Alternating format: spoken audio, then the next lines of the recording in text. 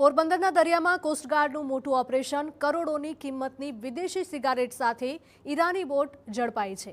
અલ મુખ્તાર નામની બોટમાંથી 2 કરોડ 50 લાખની કિંમતની સિગારેટ મળી આવી છે। બોટમાં ઈરાનના 4 ક્રૂ મેમ્બર્સ સવાર હતા। ઈરાની બોટ અને સિગારેટના જથ્થા અંગે તપાસ તેજ કરવામાં આવી છે। આ જથ્થો કોણે મોકલ્યો હતો અને કોણ રિસીવ કરવા આવવાનું હતું તેને લઈને પણ તપાસ કરવામાં આવી રહી છે।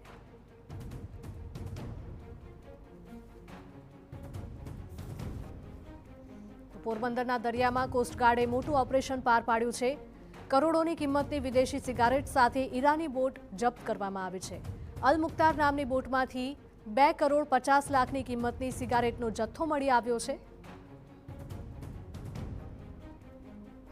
સંવાદદાતા હિતેશ જોડાયા છે વધુ માહિતી સાથે। હિતેશ, જણાવશો કે પોરબંદરના દરિયામાં કોસ્ટગાર્ડ દ્વારા અવારનવાર મોટું ઓપરેશન પાર પાડવામાં આવતું હોય છે, વધુ એક સફળતા। ચોક્કસથી જણાવ્યું કે પોરબંદરનો સમુદ્ર કાંઠો છે એ બહુ સંવેદનશીલ છે। ભૂતકાળમાં જ સોના ચાંદી અને હથિયારોના સ્મગલિંગ અહીંયા થતા હતા। ત્યારબાદ થોડા સમયથી ડ્રગ્સનું પણ સ્મગલિંગ શરૂ થયું હતું અને હવે નવેસરથી કોઈ નવી એમો સાથે સમુદ્રી માફિયાઓ છે તેણે ડ્રગ્સ સિગારેટ ઘુસાડવાનું ષડયંત્ર શરૂ કર્યું છે। પરંતુ દર વખતે કોસ્ટગાર્ડ જે ઓપરેશનો છે તેને નાકામયાબ કરી આપે છે અને કોસ્ટગાર્ડને મહત્વપૂર્ણ સફળતા પણ મળે છે। આજે રાજરત્ન નામનું જે કોસ્ટગાર્ડનું જહાજ છે તે દરિયાની અંદર પેટ્રોલિંગમાં હતું। તે દરમિયાન દ્વારકાથી 115 નોટિકલ માઇલ દૂર લગભગ 200 જેટલા કાર્ટૂન સિગારેટના આવતા હોવાની બાતમી મળી હતી અને અલ અખ્તર નામનું એક જે બોટ છે એમાં આ સિગારેટનો જથ્થો છે તે 2.5 કરોડ રૂપિયાનો છે।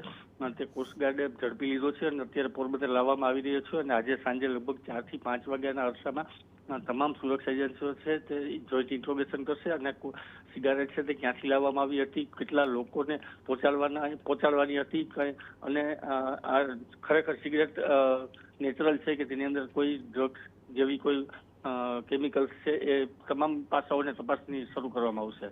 જી હિતેશ, માહિતી બદલ આપનો આભાર। તો પોરબંદરના દરિયામાંથી આ મોટું સર્ચ ઓપરેશન પાર પાડવામાં આવ્યું છે અને આરોપીઓની પણ ધરપકડ કરવામાં આવી છે।